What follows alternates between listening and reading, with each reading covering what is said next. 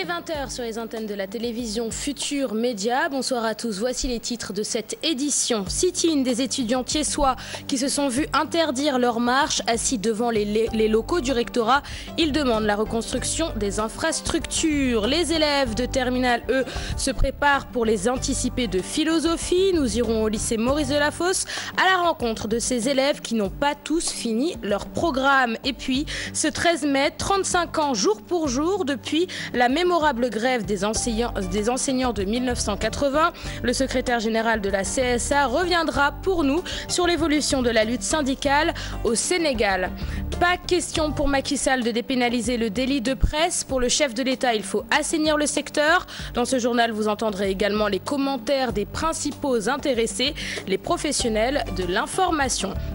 La nouvelle société de gestion collective doit remplacer le BSDA, mais pour cela, il faut voter la loi de dévolution de celui-ci, un vote qui tarde à se faire selon le conseil d'administration. Les détails dans un instant. Après Saint-Louis, GFM chez vous est à Ziguinchor. Sur place, la TFM, la RFM et l'Observateur, bref, tout le groupe Futur Média. Dans un court instant, ils seront en ligne avec nous pour dérouler le programme de leur séjour dans la capitale de la Basse-Casamance. Enfin, le dossier du jour est consacré au parti écologiste. Au Sénégal, les Verts peinent souvent à se faire entendre. Kodenjai nous dira pourquoi. Voilà pour les titres. Tout de suite, le développement.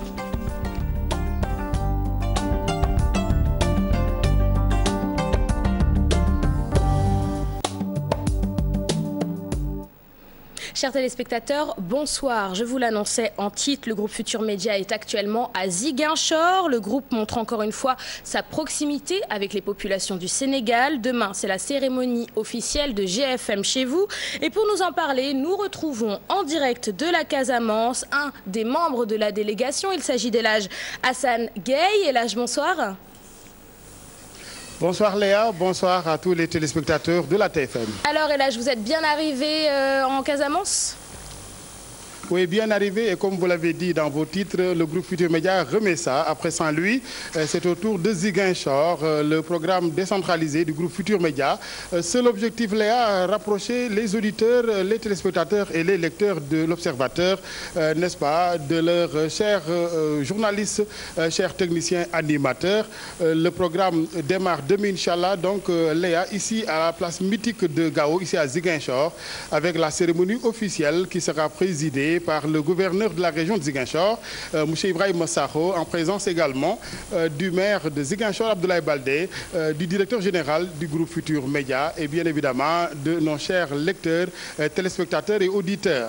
À retenir juste, Léa, avant de vous laisser poursuivre votre journal, que les émissions phares de la radio, de la télévision, de même que du GFM, seront donc exécutées à partir de Ziguinchor, n'est-ce pas? Tout ceci sera déroulé en direct de Ziguinchor, par exemple vos émissions Yoon Wi demain, jeudi, mais tôt le matin déjà avec Yeewu Leen, nous aurons nos reporters ici présents qui vont faire des incursions dans l'émission de Pape Cheikh Diallo, sans oublier les éditions d'information de la radio, notamment avec Antoine Diouf dans le journal de 12h, n'est-ce pas? Mais nos chers animateurs, Boubacar Diallo, Deggentan pour la radio, Yeewu Leen, je l'ai cité, et de même que votre émission Face to Face, Aïssatou Diop Fall projette donc de recevoir Madame Innocence Ntap Ndiaye. Innocence Ntap Ndiaye, ancienne ministre, actuelle directrice donc du Haut Conseil du dialogue social. Léa.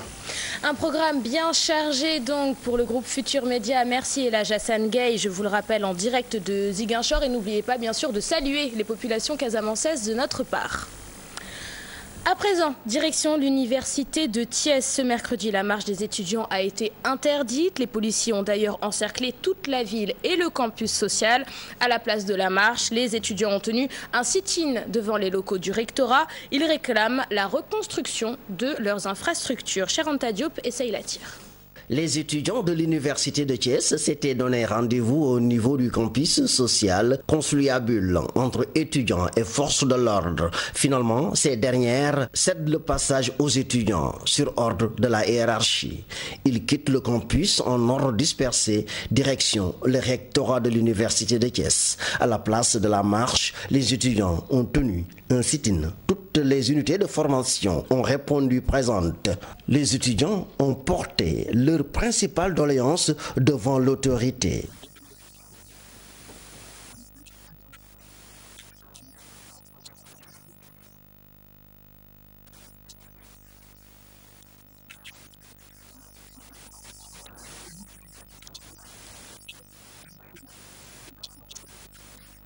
Alors veuillez nous excuser pour ce problème avec cet élément. Apparemment donc il n'y a pas de son. Bref, on passe à autre chose. Ça y est, les anticipés de philosophie pointent le bout de leur nez. Alors où en sont les élèves? Au lycée Maurice Delafosse, certaines classes ont déjà terminé le programme. D'autres par contre sont en retard. Aminata Mbaresso et Modou Diop sont partis à la rencontre de ces élèves de terminale pour, comme on dit, prendre la température avant le jour J.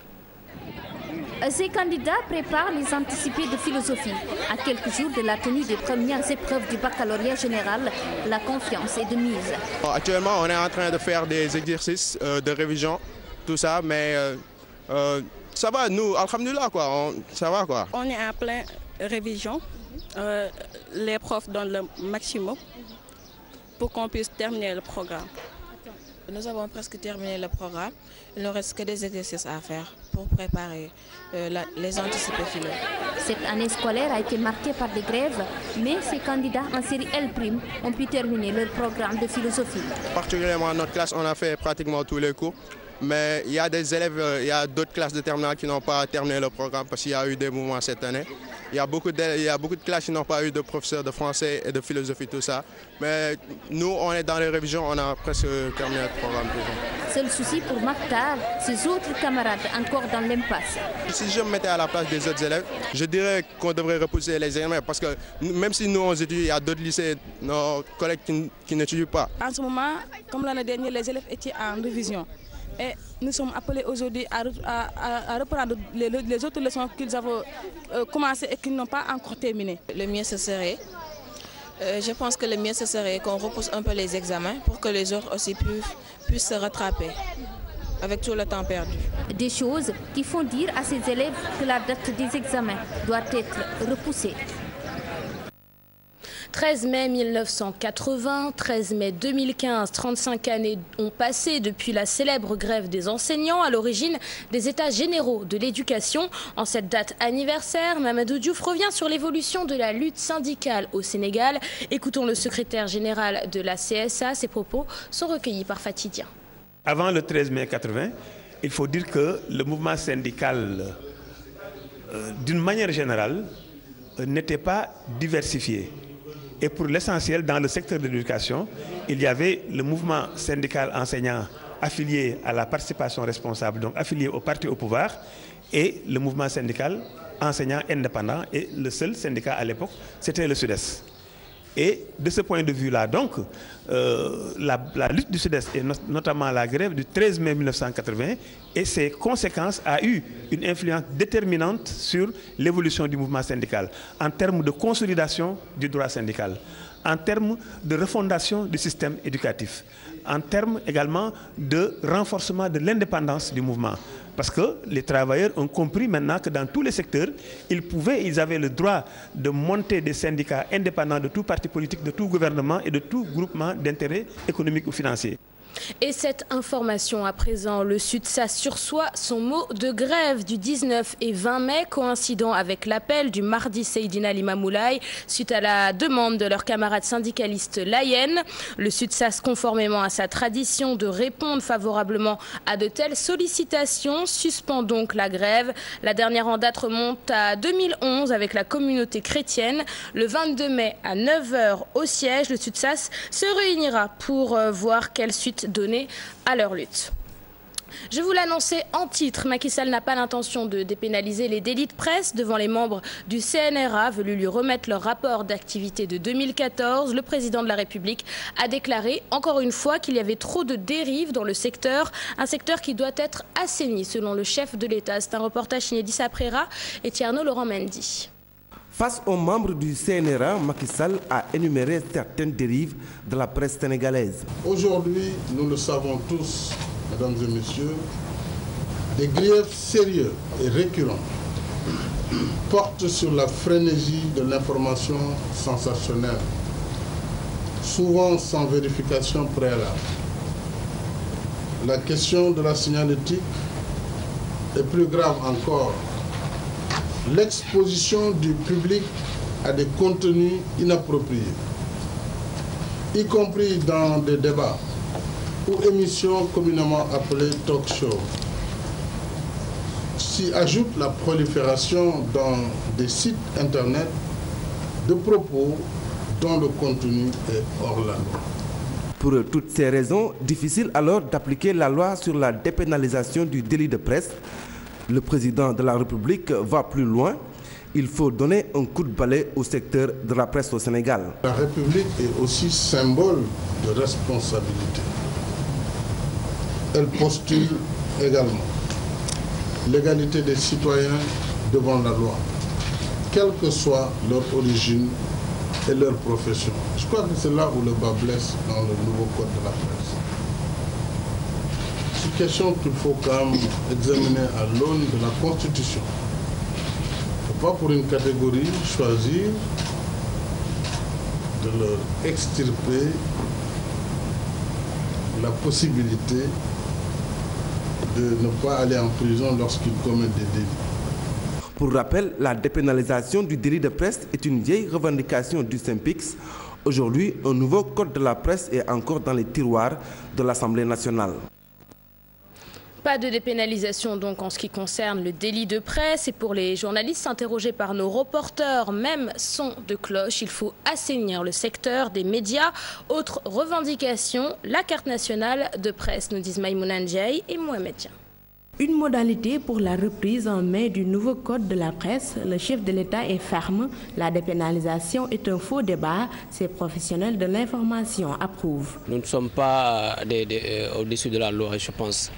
Un journaliste qui commet une faute et qui sait nettement qu'il n'a pas vérifié son information, il diffuse cette information dans son organe de presse. Je pense que ce journaliste-là aussi mérite d'aller en prison. La dépénalisation est un, disons, piège dans lequel les journalistes sont plongés parce qu'il y a plus important que ça. Ce qui est plus important, c'est le code de la presse qui doit être voté. La dépénalisation, c'est un simple aspect. Une mobilisation pour la défense des médias, une urgence pour ces reporters. Le SYNPICS est interpellé. Les journalistes doivent se respecter et ils doivent aussi respecter leur métier et que personne qui ne fait pas partie de ce métier ne doit pas quand même salir un peu la profession. C'est à nous de prendre nos responsabilités. Le SYNPICS doit mener un combat dans ce sens, au lieu de se focaliser sur une dépénalisation qui ne nous mènera nulle part. La carte nationale de presse, une priorité pour assainir le secteur. Les syndicats qui représentent les journalistes devraient plutôt se battre pour que ceux qui infiltrent notre milieu, sans avoir fait de formation ni rien du tout, n'appartenant à aucun organe de presse, se permettent de s'identifier à nous sans que rien ne se fasse. Réviser et adopter le code de la presse, le vœu de bon nombre de journalistes pour une meilleure protection de la profession. L'actualité de ces derniers jours, c'est bien sûr la démission d'Aliou Sall à la tête de l'UAL lors de l'Assemblée générale du 10 mai dernier dans un hôtel de la place. Et justement, nous vous proposons un reportage pour retracer cet épisode de la vie politique d'Aliou Sall. Il est signé Chertidiane Dione et Adam Agaï. À 50 délégués des 599 membres de l'UAL en Assemblée générale pour porter l'édile de Guédiawaye à la tête de l'instance de coordination des associations. Le président sortant était candidat à sa propre succession. Depuis 10 ans, je suis le président de l'UAL. Ma candidature dépend des délégués présents dans la salle. Je souhaiterais rempiler, sinon j'accepte de rester leur doyen. Alelo, artisan de la décentralisation sénégalaise, dira la présidente du conseil départemental de Bambey après avoir fait un commentaire élogieux sur le bilan du président sortant Alelo, chose qui n'est pas du goût de l'édile de la ville de Matam, ce qui a énervé Aïda Mbodj.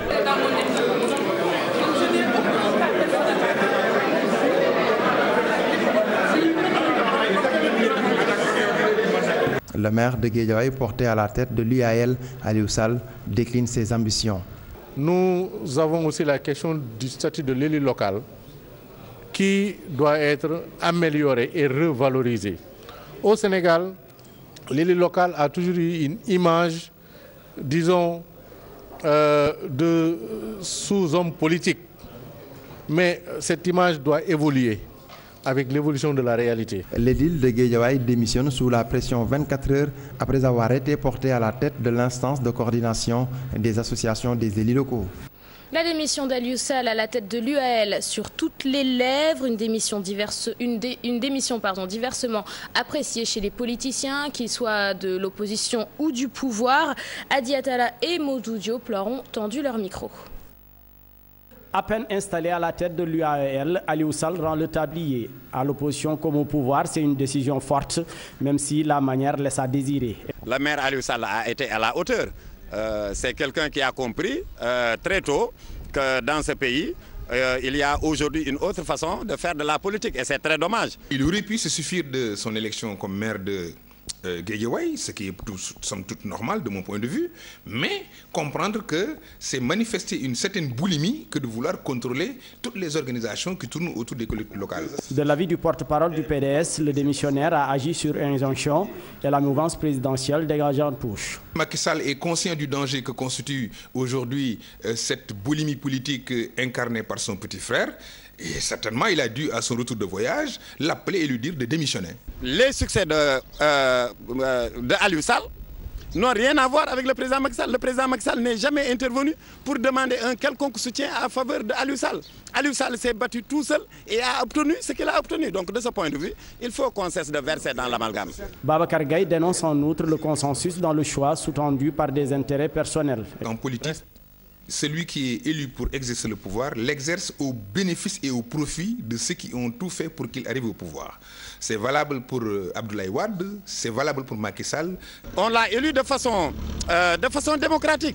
Donc de ce point de vue, je crois qu'il a été grand par rapport à cette situation. Il a été à la hauteur. Aliou Sall, le président de l'AMS, démissionne de la présidence de l'UAL. Va-t-il être remplacé par le président de l'association des départements, comme le stipulent les textes, ou l'élection va-t-elle être élargie aux autres membres de l'organisation? Et la démission d'Aliou Sall à la tête de l'UAL désapprouvée par Khalifa Sall pour le maire de la ville de Dakar. Le frère du président de la République aurait dû rester à son poste. Il dit même l'avoir joint au téléphone pour lui signifier sa position. Mame Biram Diouf. Aujourd'hui, ce n'est pas Aliou Sall qui est candidat. C'est l'AMS qui l'a obligé à être candidat et qui a présenté sa candidature. Et je dis comme Baldé, sur cette question-là, vraiment, on lui fait un mauvais procès. Devait-il répondre Ah oui, obligé. C'est pas la personne d'Aliou Sall qui importe. Aliou Sall est président de l'AMS. Si sa démission normale Non, moi je ne suis pas d'accord avec sa démission. Et si j'étais membre du bureau de l'AMS, je l'aurais obligé, je l'aurais pressé à accepter de rester. Ce n'est pas sa personne. Vous savez, il faut que les gens sachent faire la part des choses. Aujourd'hui, ce n'est pas Aliou Sall, c'est le président de l'AMS. C'est une organisation, l'AMS, qui doit occuper le poste de président de l'UAL. Donc, ce n'est pas un problème de personne. Et j'ai appelé Aliou Sall moi-même pour lui dire que tu as tort de démissionner et tu n'as pas raison. Nous quittons ce sujet pour parler à présent du point de presse du Front unitaire des syndicats du nettoiement. Après la grève des concessionnaires, Madanissi et ses collègues reviennent sur les avancées notées dans le secteur ainsi que sur les difficultés rencontrées. Principale revendication, revoir le budget alloué au secteur du nettoiement. Compte rendu de la rencontre avec Fatidien et Aïssa Toudia. Suite à la signature de leur plateforme par l'entente Kadakar, les travailleurs du nettoiement font le point. Leurs revendications prises en compte, parmi les points satisfaits, le paiement des arriérés de congés ou encore l'établissement de leur bulletin de salaire. Il est heureux sur les 13 points, 95% de nos revendications ont été satisfaites. Et aujourd'hui, pour matérialiser ce protocole d'accord, nous avons tenu à ce que ce protocole soit déposé au niveau du Haut Conseil du dialogue social. Nous étions restés 10 ans sans avoir de bulletins de salaire. Et aujourd'hui, ces bulletins sont effectifs. Le Front unitaire des syndicats du nettoiement ont également évoqué d'autres préoccupations telles que la prime de logement. Les attentes des travailleurs, c'est qu'on les mette dans les conditions de performance, qu'il y ait une pérennisation des acquis, qu'il y ait la prime de logement. Des ex-travailleurs de Haman nous ont demandé le paiement des droits des anciens travailleurs de Ama, puisqu'il y a des travailleurs aujourd'hui qui sont dans la dèche. Madanissi et ses collègues demandent à l'État de revoir le budget alloué au secteur du nettoiement. Sur les 10 milliards, la masse salariale des travailleurs ne dépasse même pas 1,8 milliard l'année. Nous interpellons le président de la République pour une augmentation du budget du nettoiement. Au total, 1532 agents travaillent dans le secteur du nettoiement. Leur défi, un accroissement des avantages sociaux. L'ONG 3D et la coalition des organisations de la société civile ont mis en place un service pour le suivi budgétaire du Sénégal. Objectif, amener les citoyens à s'approprier les informations relatives au budget de l'État. Salimata Aoussek et Adam Agaï. Cette initiative vise à répondre à la volonté des citoyens d'être informés sur l'usage et le fonctionnement des finances publiques. Cette coalition, c'est une plateforme d'amplification de l'accès à l'information pour les citoyens.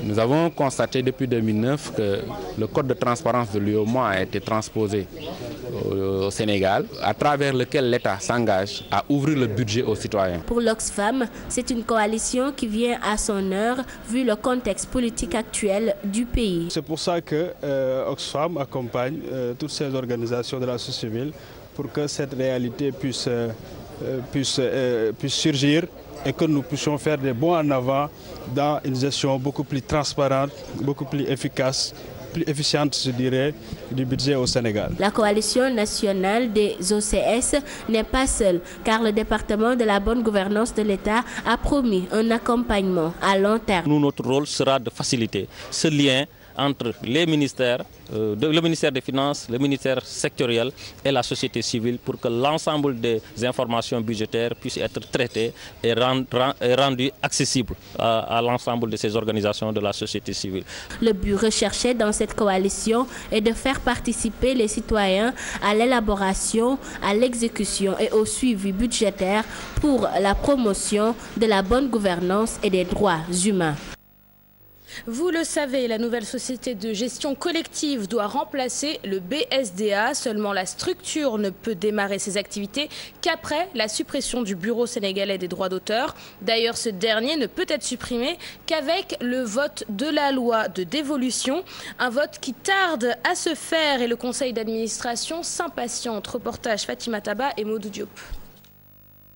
Le décret d'application de la nouvelle société de gestion collective signé en avril dernier, le conseil d'administration mis sur pied, mais la structure devant remplacer le BSDA n'est toujours pas opérationnelle. Le BSDA ne se mettra que lorsque la dévolution sera définitivement faite. Elle va se faire à partir du moment où l'autorité de tutelle aura pris ce qu'on appelle l'acte d'agrément, qui va permettre maintenant d'aller vers la dévolution. Et avec la dévolution, il y aura évidemment ce qu'on appelle la passation de services, de voir quels sont l'état des lieux du BSDA, quels sont les éléments passifs, les actifs, pour que tout cela soit pris en compte par la nouvelle société de gestion collective. La loi de dévolution supprimera définitivement le BSDA et cette nouvelle société de gestion collective pourra améliorer les conditions de vie des artistes. Il y a de nouveaux droits, notamment pour ce qu'on appelle les droits voisins. Ce sont les droits pour les auxiliaires du droit d'auteur. C'est les gens qui tournent autour du droit d'auteur, à savoir les artistes interprètes, aussi bien pour toutes les filières, que ce soit musique, donc les guitaristes, etc., les percussionnistes, que ce soit les danseurs, les gens qui déclament, etc. Ils ont droit à de nouveaux droits qui sont les droits des artistes interprètes. Et il y a aussi d'autres ayants droit, dont les producteurs de vidéogrammes et de phonogrammes. Et en plus, des gens comme vous, à savoir les organismes de radiodiffusion, qui ont des programmes, c'est pour ça que vous mettez votre logo. Ce sont des droits, les gens n'ont pas le droit de toucher à vos programmes sans autorisation, sans contrat. Donc c'est comme ça qu'on va plus participer à vraiment poser l'économie aussi de la culture. Les concernés en sont conscients, mais déplorent la lenteur notée dans le vote de cette loi. Il ne faut pas oublier qu'il y a eu beaucoup de ministres de la culture qui se sont succédés à la tête du ministère de la Culture. Et je pense que chaque fois qu'il y a un nouveau ministre qui arrive, il a ses priorités. c'est les artistes et aux artistes de faire la pression, de mettre la pression sur le gouvernement, de mettre la pression sur le ministre, de mettre la pression sur les décideurs pour que cette loi puisse être appliquée. La nouvelle société de gestion collective des droits d'auteur et des droits voisins est une première au Sénégal, une structure tant attendue par les artistes.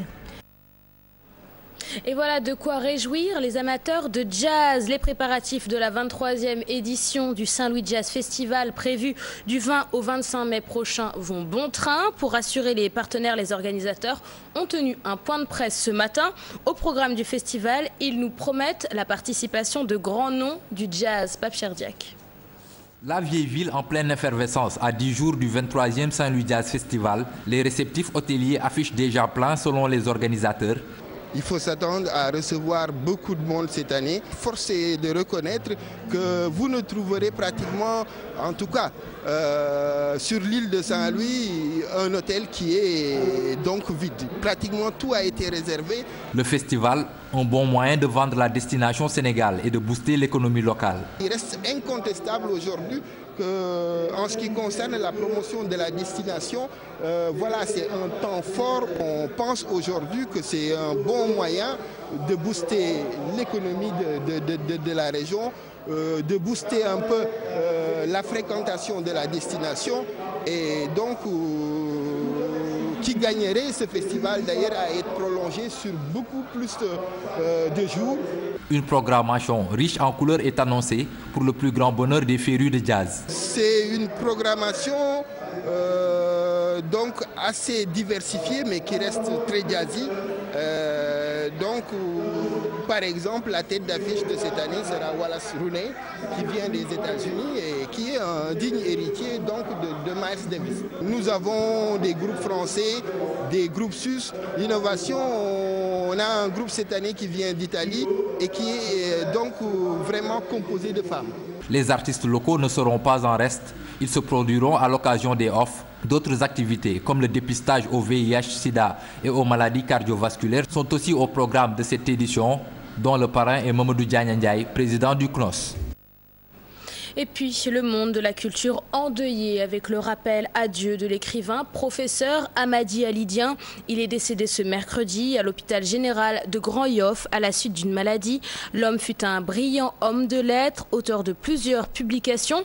Il est l'auteur par exemple de Lamine Gueye, une des plus grandes figures politiques africaines, ou alors de Pensée sociale, critique pour le XXIe siècle.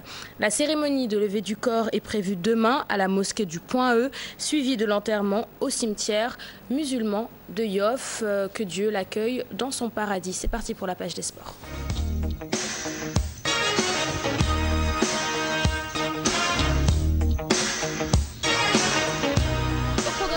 Des sports du basketball avec les deux coachs de l'équipe nationale chez les filles et les garçons qui étaient face à la presse pour présenter leur feuille de route. Pour Chersar, coach des hommes, son ambition est de gagner bien sûr la coupe. Son homologue Tafa Gueye, lui, coach des filles, parle en outsider. Voilà, c'est en présence du président du CNBS et de nos reporters Pape Faraning et Younous Diatta. 2015, une année charnière pour le basketball sénégalais. Avec deux afro-baskets, c'est les filles et les garçons, mais l'objectif des deux coachs ne sont pas les mêmes. Toutefois, ils sont tous ambitieux. Et ce qui rendra un peu la poule très très difficile, parce que le Nigeria et la Côte d'Ivoire, l'Angola, c'est difficile. Mais une Coupe d'Afrique sans état d'âme, tous les matchs vont être disputés. Et puis pour aller jusqu'au bout, il faut affronter tout le monde. Il y en a déjà qui sont au Sénégal, mais je pense qu'ils ont l'ambition de gagner la Coupe d'Afrique. Parce que personne ne l'a déjà gagné parmi eux. Pour arriver à ces résultats, les coachs ont peaufiné des programmes de préparation. Nous allons prendre plaisir à jouer ce tournoi pour poser les premiers jalons, pour évaluer un peu l'état de forme des unes et des autres, pour avoir une idée sur les projections futures. Esquisser une feuille de route qu'on avait déposée au niveau du CNBS depuis le mois de janvier. Et ils ont défendu ça au niveau du ministère des Sports. Beaucoup de difficultés sont notées pour avoir certains joueurs. Les difficultés, il y en a parce que nous avions ciblé au départ 18 joueuses. Au bout du compte, on a eu quelques difficultés à avoir certaines filles. Moi, je vais y revenir pour des cas spécifiques. Il va y avoir des réajustements parce que ce n'est pas évident, parce qu'il y a des choses qu'il faut confirmer. Et j'ai eu, le président m'a tout de suite dit qu'il a confirmé le tournoi de Santander en Espagne. Pour la liste définitive, les deux coachs n'excluent personne, mais ils vont choisir les meilleurs basketteurs sénégalais pour défendre les couleurs nationales. Et l'équipe nationale féminine de basket qui entame sa préparation en vue du tournoi de la Roumanie du 20 au 24 mai prochain et de l'Afrobasket 2015. Les Lionnes ont effectué leur deuxième journée de séance d'entraînement. C'était ce matin au stade Marius Ndiaye. Voilà, du basket nous parlons, nous restons dans le sport. Les dirigeants de l'Union sportive de Ouakam ont déploré la lourde sanction de Pape Latir Ndiaye qui écope de 8 matchs. Le club doit payer 500 000 francs CFA avec 2 points de retrait en cas de récidive. Nous y reviendrons dans nos prochaines éditions. On passe à présent au dossier du jour. Ce mercredi, il s'intéresse aux partis politiques écologistes, communément appelés les Verts, et qui peinent souvent à se faire entendre au Sénégal. Une situation qui, selon le journaliste Ibrahima Barhoum, est due à un manque de communication. Pour Aliou Sané, responsable à la Fédération des écologistes du Sénégal, leur formation mène bel et bien des actions, mais avec moins de bruit que d'autres partis politiques. Kodendia et Mardien et Tierno Laurent Mendy. Passé les élections législatives et locales, la voix des écologistes s'éteint alors que le débat politique continue de s'animer. Le reste, les Verts et la FEDES, les deux principaux partis concernés, expliquent les raisons de ce silence. Les écologistes sont plutôt occupés à des activités concrètes. Par exemple, nous passons notre temps à reboiser, à protéger l'air marine, à vraiment aider les gens pour la formation, pour l'entretien de l'environnement. Donc nous sommes préoccupés par le concret. Même si leur combat reste noble, les écologistes manquent d'initiative et d'action pour faire passer leur message, selon ce journaliste. Les journalistes préfèrent avoir des trains qui n'arrivent pas à l'heure. Donc, où est-ce que ça casse, où est-ce qu'il y a des contradictions, où est-ce qu'il y a des polémiques, etc. Des sujets comme ça, les Verts n'en ont pas, ils n'en sont pas porteurs. Maintenant, il y a peut-être des occasions qu'ils avaient de s'exprimer, de se manifester. Bon, j'imagine que le débat qu'il y a actuellement, la controverse qu'il y a autour de l'arène nationale, faut-il construire ça sur du technopole, etc. Ça aurait pu être un moment de communication très fort pour les partis écologistes. Un avis que les concernés ne semblent pas partager. Pour eux, le mal est ailleurs. Pour les sachets, nous menons des campagnes permanentes pour éliminer les sachets plastiques du circuit. Parce que tout le monde sait les conséquences que les sachets. Mais tout récemment, quand le secrétaire du gouvernement, l'ex-secrétaire du gouvernement était venu dans mon quartier, il y avait une activité. Après, nous, on avait organisé une opération pour ramasser les sachets, tout ça. Il avait fait une déclaration à l'époque pour me dire, Sané, d'ailleurs, la loi est déjà signée. Donc, du moins, tout est signé, tout est fini, on va supprimer les sachets. Donc, ça, nous pensons que nous avons fait l'essentiel, c'était d'émettre les populations sur les dangers du sachet. L'absence de ces partis au niveau de la presse constitue aussi un handicap de l'avis du journaliste. Il y a deux types de communication. C'est la communication hors médias, donc des marches, des rassemblements, des meetings, qui finissent toujours par devenir de la façon des supports utilisés par les médias, ou alors carrément des interviews, des rencontres avec la presse. Ce n'est pas simple. Créer des manifestations populaires en termes de meetings, ce n'est pas très évident tout le temps. Ces partis sont sous-représentés dans les instances de décision. Ils enregistrent aussi peu d'adhésions de militants. Malgré tout, les écologistes ne se découragent pas pour la défense de la nature. Et voilà qui met fin à cette édition. Merci de l'avoir suivi. Je vous laisse en charmante compagnie, en compagnie de Bouba qui est là pour assurer la permanence. Bouba, je te laisse la main. Merci Léa, on se retrouve demain. Voilà, Inch'Allah. Excellente soirée. À toi aussi. C'était le journal Permanence dans un instant.